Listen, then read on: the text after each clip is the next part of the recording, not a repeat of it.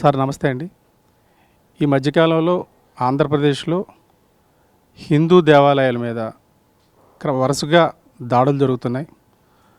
పిఠాపురం, నెల్లూరు, రీసెంట్గా అంతర్వేదిలోని లక్ష్మీ నరసింహస్వామి ఆలయం రథం దగ్ధం. ఈ సంఘటనల మీద మీ స్పందన ఎలా ఉంది తెలుసుకోవాలని ప్రజలు ఎదురు చూస్తున్నారు. దీనికి సంబంధించి మీరేం చెప్తారు? ముఖ్యంగా దేవాలయాలకు సంబంధించి మత విశ్వాసాలకు సంబంధించి ఇవి చాలా సున్నితమైన అంశాలు.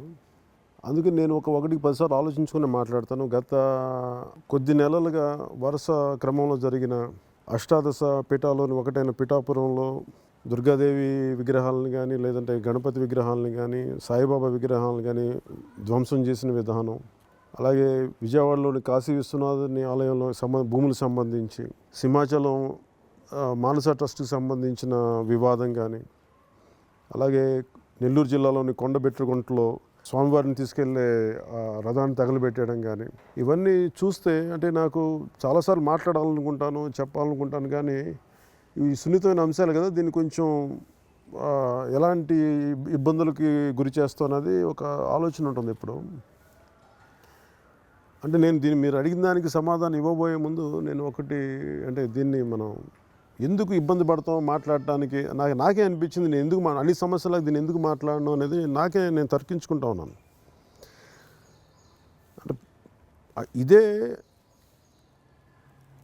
ఒక మనకి ఇలాంటి పద్ధతి, అంటే ఉదాహరణకి ఇలాంటి డెసిక్రేషన్ ఆఫ్ టెంపుల్స్ కానీ, డెసిక్రేషన్ ఆఫ్ ఐడియల్స్, ఏ మత ప్రార్థనా మందిరాలనైనా సరే ఇలాంటి అపవిత్రం చేసే పరిస్థితులు కానీ ఉండంటే అందరూ చాలా ఇబ్బంది లేకుండా మాట్లాడతారు. కానీ హిందూ దేవాలయాలకు సంబంధించి కానీ, హిందూ మతానికి సంబంధించి కానీ మాట్లాడాలంటే మతవాదులు అనేస్తారా అన్న ఒక ఇలాంటి భావజాలాన్ని ప్రవేశపెట్టారు.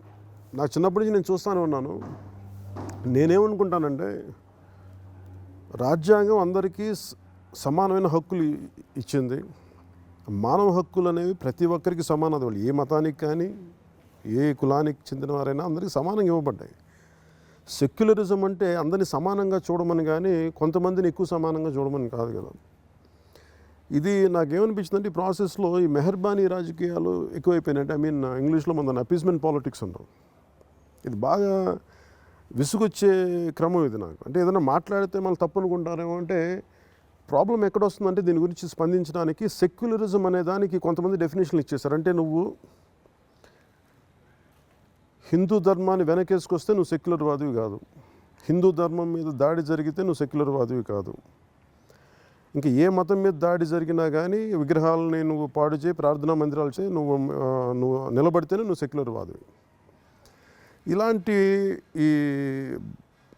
ఈ మౌఢ్యంతో కూడిన కొన్ని ఏమంటుంది పడికట్టు భావజాలాలు ఉన్నాయి వీటితోటి.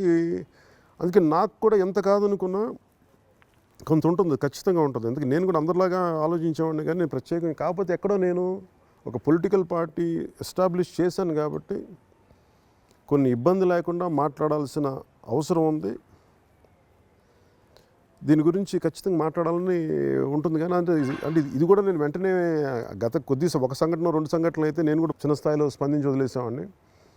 కానీ వరుస క్రమంలో జరుగుతూ ఉంటే ముఖ్యంగా పిఠాపురంలో స్టార్ట్ అయింది. అక్కడ సాక్షాత్తు దత్తాత్రేయుడు అవతారం అయిన శ్రీపాద శ్రీవల్లభుడు పుట్టిన ఊరు అది. అలాగే అష్టాదశ పీఠాలను ఒకటైన పీఠం అది.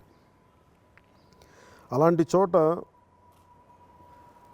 దుర్గాదేవి విగ్రహాలని, గణపతి విగ్రహాలని, సాయిబాబా విగ్రహాలని విధ్వంసం చేసేస్తే దాని మీద ఎవరు చేశారు అనుకుంటే ఒక పిచ్చి అతను చేశాడు, ఒక మతిస్థిమితం లేని వ్యక్తి చేశాడు. అనుకున్నాం. అలాగే మన నెల్లూరు జిల్లాలోని కొండబెట్టుగుంటలో స్వామివారి రథాన్ని తగలబెట్టేస్తే దాన్ని కూడా ఒక పిచ్చివాడు తగలబెట్టేశాడు, మతిస్థిమితం లేని తగలబెట్టేశాడు. ఇప్పుడు నిన్న అంతర్వేదిలో లక్ష్మీ నరసింహస్వామివారి ఆలయంలో గత 60 సంవత్సరాలుగా ఇంకొక నెల రోజుల్లో ఆ ఉత్సవానికి తీసుకెళ్ళబోయే రథం ఉండగా ఒక 50 అడుగులు ఉన్న రథం పైన ఏదో తేనెపట్టు ఉందంట. ఆ తేనెపట్టు తీయడం కోసం వీళ్ళు తగలబెట్టేశారంట.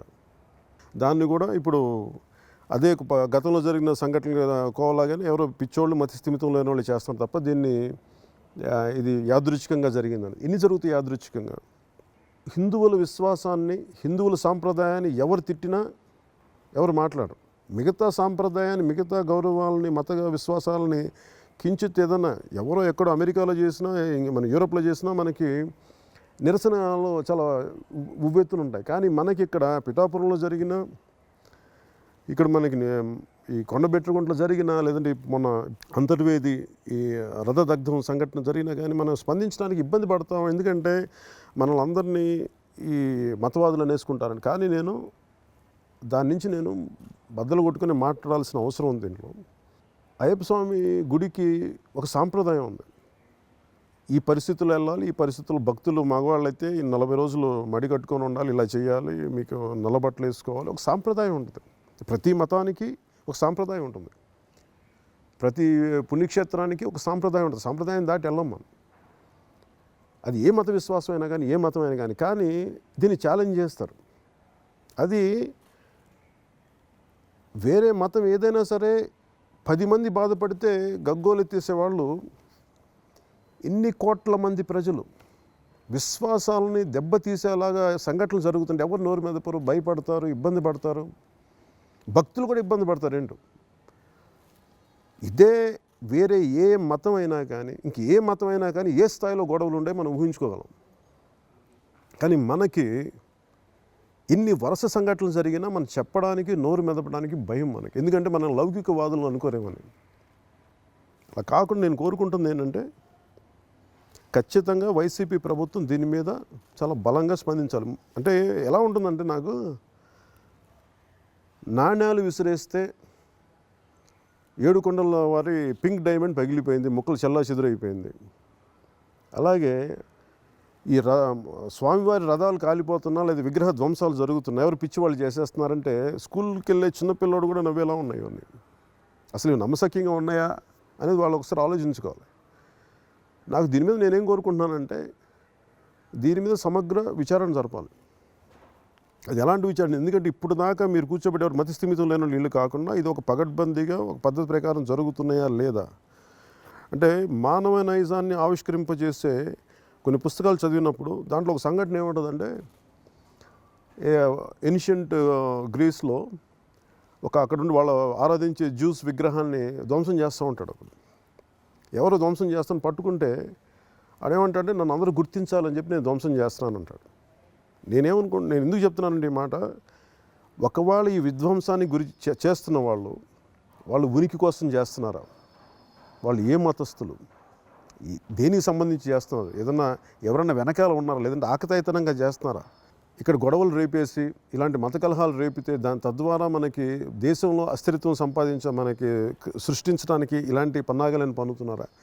దీని వెనుక ఒక ఉగ్రవాదుల చర్యలు ఏమైనా ఉన్నాయా? ఆ కోణం నుంచి కూడా చూడాలి. అందుకని వైసీపీ ప్రభుత్వానికి నేను విజ్ఞాపన ఏంటంటే, ఇది జనసేన పార్టీ చాలా తీవ్రంగా తీసుకుంటుంది. అంటే మీ అందరూ ఏమనుకుంటారంటే, హిందువుల మనోభావాలు దెబ్బతింటే ఎవరు పట్టించుకోరు. మిగతా మతాల మనోభావాలు దెబ్బతినగానే అందరికీ కోపాలు వచ్చేస్తాయి, తాపాలు వచ్చేసి సెక్యులర్ వాదులు అనిపించుకోవడానికి అందరూ తహతాలు ఆడిపోతున్నారు. కానీ ఇన్ని కోట్ల మంది హిందువుల మనోభావాలను దెబ్బతీసే దుర్గాదేవి విగ్రహాలను ధ్వంసం చేస్తున్నా, గణపతి విగ్రహాలను ధ్వంసం చేస్తున్నా, సాయిబాబా విగ్రహాలను ధ్వంసం చేస్తున్నా, ఈ స్వామివారిని ఊరేగించే రథాలని దగ్ధం చేస్తున్నా, దీనికి ఏమనుకోవాలి? అందుకని ఖచ్చితంగా దీని వెనక ఉగ్రవాద కోణం ఉందా, లేదంటే కొంతమంది సరదాగా చేసే ఒక ఆకతాయిలు గొడవ, లేదంటే సంఘ విద్రోహాలు ఎవరైనా ఉన్నారా, లేదంటే రాజకీయ లబ్ధి పొందడానికి ఎవరైనా చేస్తున్నారా? వీటన్నిటిని అన్ని కోణాల్లో చూసి దర్యాప్తు చేయాల్సిన అవసరం ఉంది. అంతేగాని ఇది ఇదివరకులాగా మేము మొహమాట పట్టడానికో, ఈ మాట అంటే మమ్మల్ని సెక్యులరిస్టులు కాదంటారు, ఆ భయాలన్నీ నాకు లేవైతే. ఎందుకంటే నేను సంపూర్ణంగా ఈ రాజ్యాంగానికి సంపూర్ణంగా గౌరవించేది మేము. అది సంపూర్ణంగా సెక్యులరిజం అనడానికి ప్యూరెస్ట్ డెఫినేషన్ ఇవ్వాలి. అంతేగాని కూర్చోబెట్టి కొద్దిమందిని వెనకేసుకొచ్చి ఎక్కువ మంది మనోభావాలు ఉన్న వాళ్ళని కించపరిచేసి వాళ్ళని పట్టించుకోకుండా పోవడం ఇది సెక్యులరిజం అనిపించుకోదు. అందుకని ఖచ్చితంగా వైసీపీ ప్రభుత్వానికి నేను ఏం తెలియజేసుకుంటానంటే, మీరు కనుక దీని మీద ఒక మాజీ న్యాయమూర్తితో విచారణ జరిపించింది. ఎందుకంటే పోలీసుల మీద నమ్మకం లేదు ప్రజలకి ఎవరికి. ఎందుకంటే వాళ్ళు ముందే చెప్తున్నారు, ఇంక రేపు పొద్దున ఫ్యూచర్ భవిష్యత్తులో ఏం జరిగినా కానీ అది ఎవరు మత్స్యమితం లేని వ్యక్తి మీద పెడతారు. అతను మాట్లాడలేడు, అతను ఉనికి అతనికి తెలియదు కాబట్టి అతను ఎవడో మాట్లాడలేడు. దీనిని కనుక మీరు కొద్ది రోజుల్లో వీళ్ళు కనుక చేయకపోతే ఖచ్చితంగా దీనిని సిబిఐ దర్యాప్తు కానీ ఉగ్రవాద కోణం అనేది కానీ ఎక్కువగా అనిపిస్తే మటుకు కేంద్ర పరిధిలో ఉన్న ఎన్ఐఏ కూడా దీన్ని దృష్టి సారించమని వాళ్ళు కూడా దర్యాప్తు చేయాలని మేము ఖచ్చితంగా దీన్ని అప్పీల్ చేస్తాం మేము కేంద్ర ప్రభుత్వానికి. దీనిని మటుకు ఈ విగ్రహాల విధ్వంసం కానీ అలాగే ఆలయాల పరిరక్షణ విషయంలో కనుక ఏ మాత్రం నిర్లక్ష్యంగా ఇప్పుడు నేను ఈ రోజున వైసీపీ ప్రభుత్వం ఉందని చెప్పట్లేదు, గత ప్రభుత్వాలు కూడా చాలా తప్పులు చేసినాయి. ఎప్పుడు కూడా ఇన్ని కోట్ల మంది ప్రజల విశ్వాసాలని మనోభావాలు దెబ్బతింటాయి. ఎందుకంటే వాళ్ళ ఓట్ బ్యాంక్ అది standard take it for granted కాబట్టి తీసుకుంటారు కాబట్టి వాళ్ళ మనోభావాలు వీళ్ళకి అవసరం లేదు. కానీ మేము చెప్తున్నాం ఈ రోజున మేము మటుకు మనకి ఇస్లాంకి మేము ఎంత గౌరవం ఇస్తామో, క్రిస్టియానిటీకి ఎంత గౌరవం ఇస్తామో, హిందూ సమాజానికి కూడా మేము అంతే గౌరవం ఇస్తాం. ఆ విశ్వాసాలను దెబ్బతీసే ప్రక్రియ ఏదున్నా కానీ మేము చాలా బలంగా జనసేన తీసుకుంటుంది. ఇక్కడతో ఈ దుండగులు చర్యలు ఆపకపోతే మటుకు దీన్ని చాలా పెద్ద స్థాయిలో కేంద్ర స్థాయిలో విచారణ జరిపించడానికి మేము ఖచ్చితంగా బలంగా డిమాండ్ చేస్తాం. అలాగే అంతర్వేదికి సంబంధించి ముఖ్యంగా చాలా దేవాలయ భూములు అన్యాక్రాంతం అయిపోయినాయి. అసలు ఎంత ఆదాయం వస్తుంది అంతర్వేది లక్ష్మీనరసింహ ఆలయానికి. అలాగే పూజలు అందుకోకుండా అంత ఆదాయం వస్తున్నా కానీ పూజలు అందుకోకుండా అక్కడ ఉండిపోయిన ఒక శివాలయం ఉండిపోయింది. దాని పరిస్థితి ఏం చేశారు, అసలు ఎందుకు నిర్లక్ష్యం చేశారు, ఇలాంటివి చాలా ఉన్నాయి కోణాలు. ఈ విశ్వాసాలు వెనకేసుకొస్తే మాకు మతం అంటగడతారు, ఆ భయాలు నాకు లేవు. ఎందుకంటే మేము అందరికీ అన్ని మతాలకి భారతీయ దేశంలో ఉండే అన్ని మతాలకి ప్రజలందరికీ ప్రాంతాలకి సమానంగా గౌరవం ఇవ్వాలి. అందరికీ సమాన హక్కులు ఉన్నాయి. ఆ హక్కుల భాగంలోనే మేము మాట్లాడుతున్నాం. అందుకని దీనిని వైసీపీ ప్రభుత్వం దీన్ని చాలా తీవ్రంగా తీసుకోవాలి. లేని పక్షంలో మేము దీనిని కేంద్ర ప్రభుత్వం పరిధిలోకి తీసుకెళ్తాం. ఎందుకంటే 151 సభ్యులున్న మీకు సంపూర్ణమైన అధికారం ఉంది. మీరు న్యాయం చేయలేని పక్షంలో ఇన్ని కోట్ల మంది ప్రజల మనోభావాలు దెబ్బతింటా ఉంటే వాటికి న్యాయం చేయలేని పక్షంలో ఖచ్చితంగా కేంద్ర ప్రభుత్వం దృష్టికి జనసేన తీసుకెళ్తుంది. అలాగే హిందూ ఆలయాలు ట్రస్టులు విషయంలో ఈ మధ్యకాలంలో సాంప్రదాయాల్ని అతిక్రమిస్తున్నారన్న విమర్శలు వస్తున్నాయి. ముఖ్యంగా సింహాచల దేవాలయ భూములు పరిరక్షించే మానస ట్రస్ట్కి సంబంధించి దీని మీద జనసేన వ్యూ ఎలా ఉంది? పోరాట యాత్రలు వెళ్తున్నప్పుడు అవి మానస ట్రస్ట్ భూములు అని చెప్తూ ఉండేవాళ్ళు. చాలా అన్యాయకాంతం అవుతున్నాయి, కొంత పట్టించుకోవట్లేదు అంటే ఎప్పటి నుంచో కూడా కొన్ని వివాదాలు ఉన్నాయి. అంటే అప్పటి తరం పెద్దలు వీళ్ళందరూ కూర్చోబెట్టి దేవాలయానికి రాసిచ్చిన భూముల్ని అవి ఏంటంటే చాలామంది ప్రజలకి అన్నదానం చేయడానికి వాళ్ళకి అనేక రకాల ప్రజల అభివృద్ధి కోసం చేసిన భూములు చాలా అన్యాక్రాంతం అయిపోయినాయి. అంటే నేను అనేది ఏంటంటే ఇప్పుడు ఇంత తేలిగ్గా తీసుకున్నారు, ఇంత బలంగా తీసుకున్నారు కదా మనకి ఈ మానస ట్రస్ట్ భూములకి ఇంత సాంప్రదాయక వ్యతిరేకమైన చర్యలు తీసుకొని ట్రస్టుల్ని మార్చేసి ఇవి ఇదే వేరే మతానికి సంబంధించిన చేయగలరా వీళ్ళు? ఇంక ఏ మతమైనా సరే హిందూ మతం కాకుండా ఇంక ఏ మతానికైనా సరే దీన్ని చేసే ధైర్యం ఉంటుందా? ఒకవేళ చేస్తే అది ఎలాంటి ప్రతికూలమైన వాతావరణం ఉంటుంది. మరి ఎందుకో ఇక్కడ దీనికి సంబంధించినప్పటికీ ఈ హిందూ సాంప్రదాయం మీద దాడి జరపడం అంటే అది ఎవరు మాట్లాడరులే అనుకునే ఒక కోణం ఉంది. పోనీ వచ్చారు, కొత్త ట్రస్ట్ వచ్చింది అనుకుందాం, పోనీ వాళ్ళు ఏదైనా కనీసం గోమాతలకి కడుపు మార్చకుండా ఉంచగలిగారా? సింహాచలంలో గోశాలలో స్వామివారికి దాని నుంచి నైవేద్యం అంది వాటి వచ్చే క్షీరం నుంచి తీసే పదార్థాలు ఇటన్నుకున్న గోశాల నుంచి అవి ఆకలితో మలమలాడిపోతుంటే జన సైనికులు కానీ మిగతా బీజేపీ నాయకులు కానీ వెళ్తే కానీ అది బయటికి రాలేదు. అసలు ముందు హిందూ ఆలయాలకి సంబంధించింది కానీ హిందూ మనకి ఆలయ భూములకి సంబంధించింది కానీ వీటన్నిటి మీద సమగ్రంగా విచారణ జరపాలి. దీని గురించి ఏంటంటే ముందు మేము స్టేట్ గవర్నమెంట్ కూడా ఏం అడుగుతున్నాం అంటే అసలు అన్ని ఆలయ భూములకు సంబంధించి ఒక సమగ్రమైన రిపోర్ట్ ఇవ్వండి. ఎంత భూమి ఉంది, ఎంత అన్యాక్రాంతమైన, దానికి అన్యాక్రాంతమైన భూములకి మీరు ఏం చర్యలు తీసుకుంటున్నారు, అలాగే ఎంతెంత ఆదాయాలు వస్తున్నాయి, అలాగే భవిష్యత్తులో హిందూ టెంపుల్స్ ఎండోమెంట్స్ డిపార్ట్మెంట్లో ఏమేమి అవకతవకలు జరుగుతూ ఉన్నాయి, అలాగే పరమత ప్రచారం జరగకుండా ఏమేమి చర్యలు తీసుకుంటున్నారు. గతంలో చీఫ్ సెక్రటరీగా ఉన్న సుబ్రహ్మణ్యం గారు అన్యమత ప్రచారం ఉండకూడదంటే వెంటనే ఆయన కొద్ది రోజుల్లోనే బదిలీ చేశారు. ఇవన్నీ కాకతాళీయంగా జరిగినాయా లేదంటే ఆయన ఆ మాట ఎందుకు జరిగినాయా కూడా చాలా వివరణలు ఇవ్వాల్సిన అవసరం ఉంది. ఇంకా దీనిని మేమేం చేస్తామంటే సెక్యులర్ అంటే మీకు లౌకికవాదాన్ని నిజంగా నిలబెట్టాలంటే ఏ మతానికి జరిగినా, అత్యధిక మతానికి జరిగినా లేదంటే మైనారిటీ మతానికి జరిగినా అందరినీ సమానంగా చూడకపోతే మటుకు ఇది చాలా దుష్ఫలితాలు ఇస్తుంది. దీన్ని ప్రతి ఒక్కరు ఆలోచించి దీని మీద సమగ్రంగా న్యాయం చేయాలని కోరుకుంటున్నాను. పవిత్ర స్థలాల మీద దాడులు జరిగినప్పుడు రాజకీయ పక్షాలు, ప్రజల స్పందన నామమాత్రంగా లేదంటే కొంచెం తగ్గించే విధంగా ఉంటుందన్న వ్యాఖ్యానాలు ఉంటాయి. దీన్ని మనం ఎలా చూడాలంటారు? అంటే ఇది ముఖ్యంగా రాజోల్లో ఇంక ప్రత్యేకత ఏంటంటే ఫస్ట్ మేము జనసేన గెలిచిన స్థానం అది. సో నాకు అది ప్రత్యేకించి మా పార్టీకి దానిపైన ఒక ఎక్కువ స్పందించాల్సిన బాధ్యత ఉంది, అందరికంటే ఎక్కువ బాధ్యత ఉంది. నేను అంతర్వేది లక్ష్మీ నరసింహ స్వామి వారి ఆలయానికి కూడా వెళ్ళాను. అది ఎందుకంటే అది మీరు ఆ స్వామివారు జనసేనకు మొదటి గెలుపునిచ్చిన స్థానం అది. దాన్ని నాకు అప్పుడు వెళ్ళి వాళ్ళు అడిగినప్పుడు దాని గుడి గురించి కనుక్కున్న వాళ్ళు చెప్పింది దాదాపు 200 సంవత్సరాల క్రితం కట్టిన వెలిసిన గుడి ఇది. అన్ని క్షేత్రాలు, అన్ని నరసింహ క్షేత్రాలు కొండల పైన ఉంటాయి. ఇది ఒక్కటి మటుకు మనకి నదీ తీరంలో ఉంటుంది.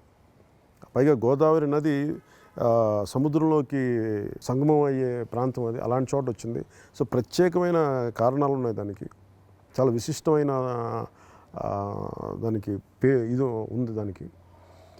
ఇలాంటి పరిస్థితుల్లో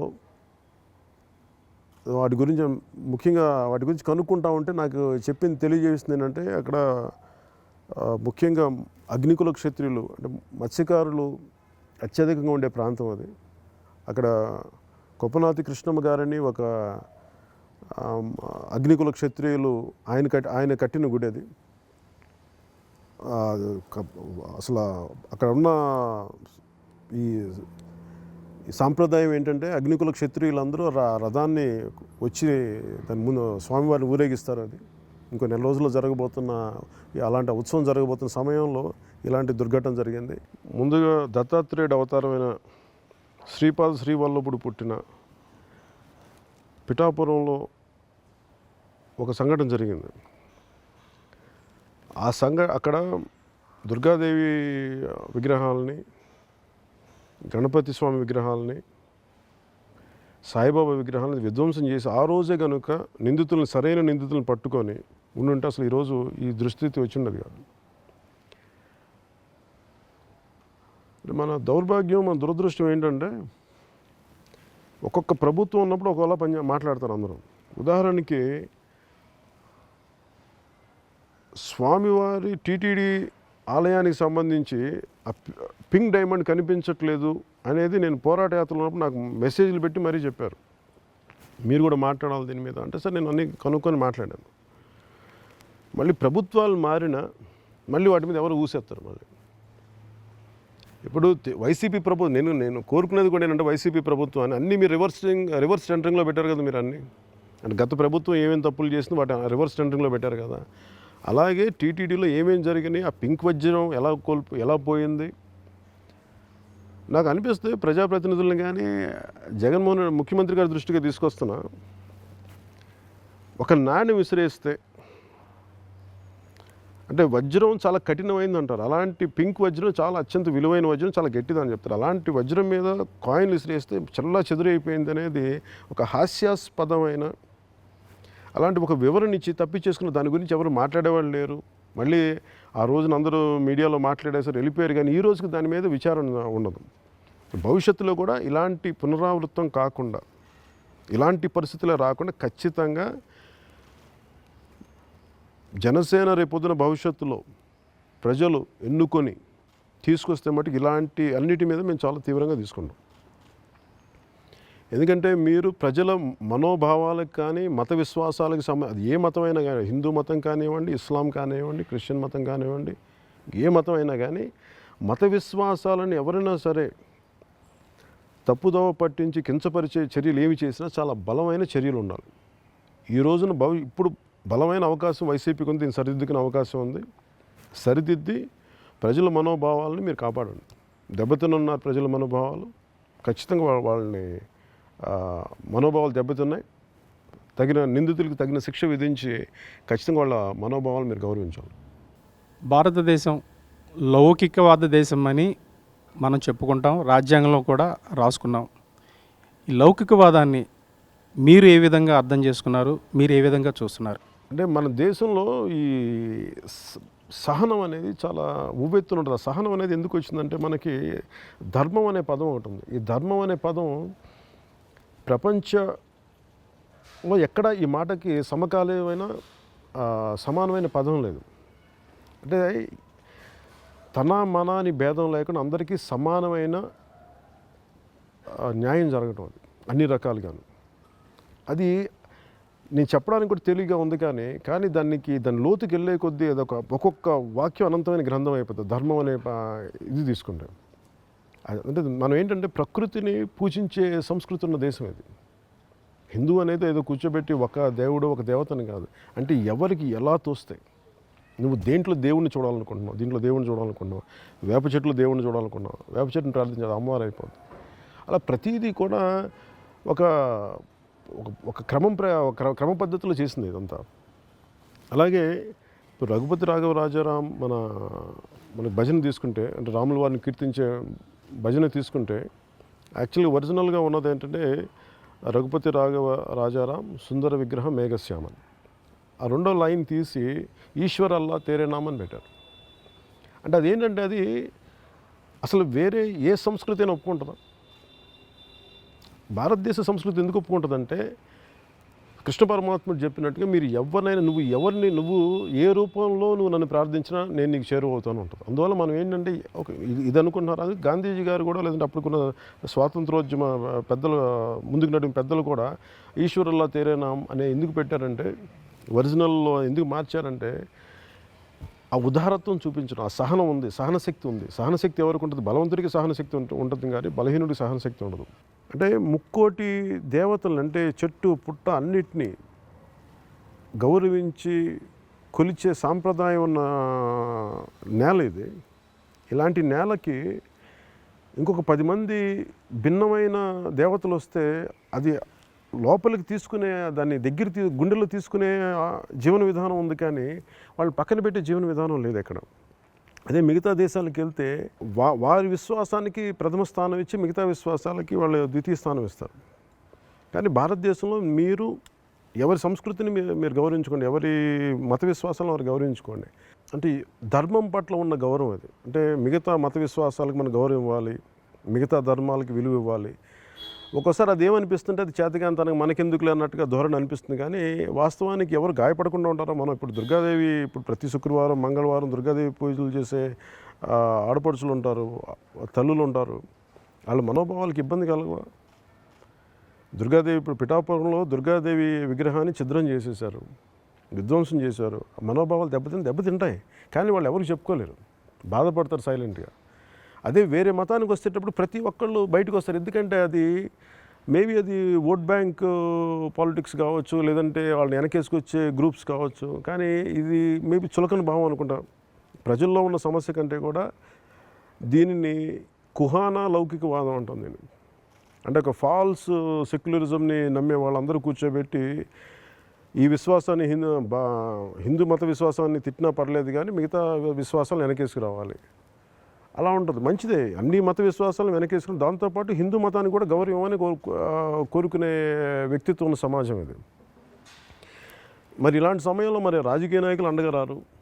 ఏదో నాలాంటి ఎవడో మాట్లాడతాడు, మిగతా వాళ్ళు కొన్ని హిందూ ధర్మ సంస్థలు మాట్లాడతాయి, లేదంటే కొన్ని ప్రత్యేకమైన పార్టీలు మాట్లాడతాయి. మరి నేను అనేది ఏంటంటే భారతదేశంలో ఎన్ని పార్టీలు ఉన్నాయి, ఆంధ్రప్రదేశ్లో ఎన్ని పార్టీలు ఉన్నాయి, అందరూ మాట్లాడాలి కదా. మీరు ఇంకొక మతానికి ఒక ప్రార్థనా మందిరం మీద, లేదంటే వాటికి సంబంధించిన గ్రంథాల మీద ఏదన్నా సరే ఇలాంటి దోషపూరితమైన విషయాలు జరిగితే మీరు ఎంత బయటకు వస్తారు? అలాంటిది ఒక గుడి మీద కానీ, ఒక దుర్గాదేవి విగ్రహాన్ని విధ్వంసం చేసిన ఒక స్వామివారి రథాన్ని దహనం చేసేసిన దానికి మీరు ఎవరు స్పందించరేంటి? వీళ్ళు భయపడతారు దేనికి?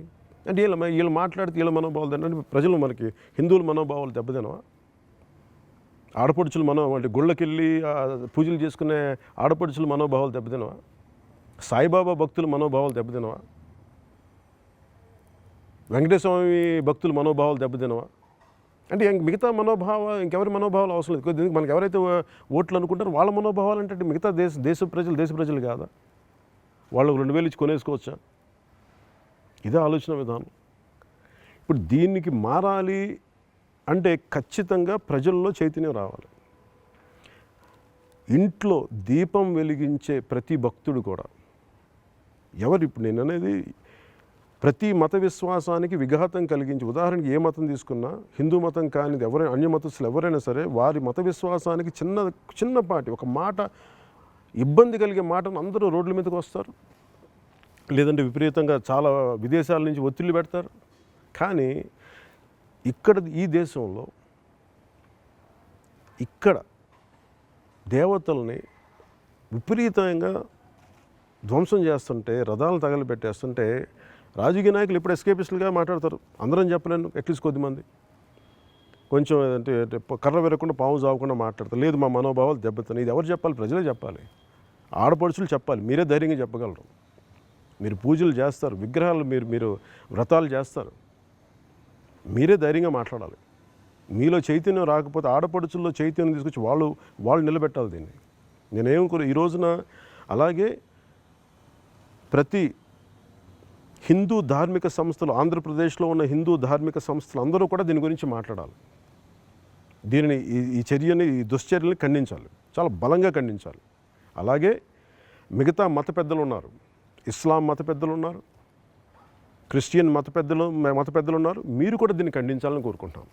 ఎందుకంటే రేపొద్దున మీ ప్రార్థనా మందిరాల మీద జరిగితే మళ్ళీ మాట్లాడరు. అందుకే అందరం కలిసి ఏ ప్రార్థనా మందిరం మీద జరిగినా కానీ, ఏ దేవతల విగ్రహాలను విధ్వంసం చేసినా కానీ అన్ని మతాల పెద్దలు దీనిని సమిష్టిగా ఖండించకపోతే మటుకు ఇది దుష్ఫలితాలను ఇస్తుంది.